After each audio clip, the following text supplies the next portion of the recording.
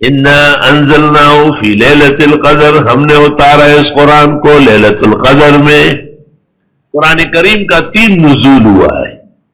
ایک نزول شب برات میں جو سورہ دخان میں گزرا، ارادہ الہیہ لوح محفوظ پر منتقل ہوا، اور لوح محفوظ سے آسمانی دنیا کو لیلۃ القدر میں آیا، اور لیلۃ القدر اور آسمانی دنیا سے اس دنیا میں 23 سال میں جناب نبی کریم صلی اللہ علیہ وسلم پر سورت و آیات کے حساب سے نازل ہوئی۔